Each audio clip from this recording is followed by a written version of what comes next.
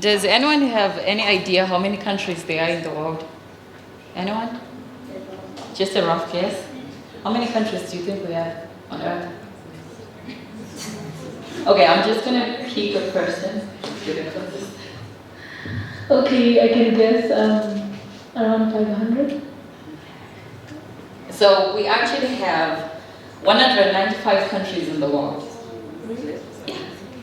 195 countries in the world. That means in those 195 countries in the world, there are 195 heads of state. It's amazing, right? And if we come down to the numbers, you discover, although we have 195 countries in the world, only 63 women have been head of state or part of the government since 1960. Out of 195 countries in the world, only 63 women in the whole world have held the position of head of state or been in the government, which is a very small number, if you ask me. And if we come down to just 24 countries, you discover that only 26 women in 24 countries have held positions of executive power. That is how much power we do not have as women. So, gender equality is still an ongoing battle. We still have to fight for it. But let's not look at just the world. Let's come down to Zimbabwe. In Zimbabwe alone, from the time when we were independent, we have never had a female president. We have never had a female president. That should tell you something. In my experience with the people that I've met, I have never met someone who actually wants to be president, a woman who wants to be president, or at least one who is actually working towards being a president. I think even the men here, if I were to say a woman is going to be president, your first person will be, would women be able to handle such a position? Because you've never seen it. You have never actually seen women in a position of power. While this might seem like a bad thing for me, I see it as an opportunity. At least as women, we can aspire to be the first female president in this country. We can aspire to do so much more, as long as we are willing to. You know, the dangerous thing is to go to battle with a soldier who thinks that they have won the war.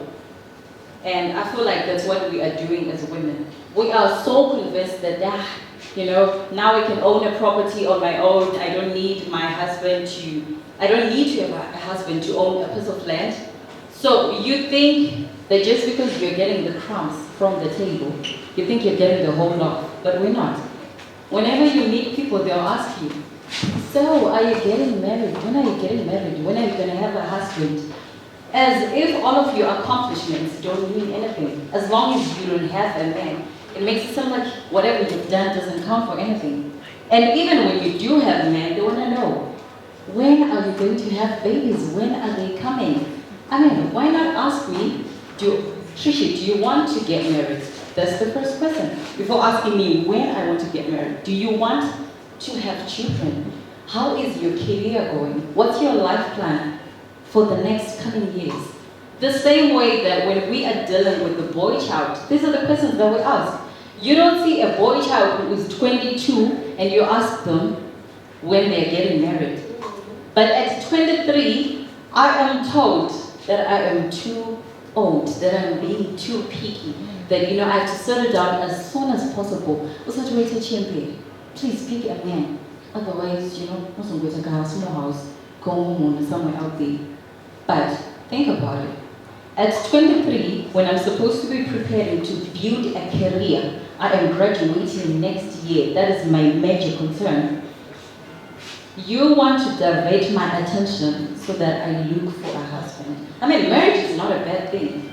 But I want the equal opportunity to approach life as my husband is going to. I want to meet him in a room with powerful people. I don't want to settle for a man simply because I'm a black woman. And only black women are asked to settle when it comes to men. White women always marry up. Even when they marry black men, they marry the most successful black men. We also want that as women. So, gender equality is still a myth. We are still a long way from where we are supposed to be. So I encourage you as women, please take a firm stand. Stand with your sisters. Stand with your brothers who are standing in support of women. The battle is not yet won. Do not get tired as soldiers. My second point for today is that you will never be enough to anyone but yourself.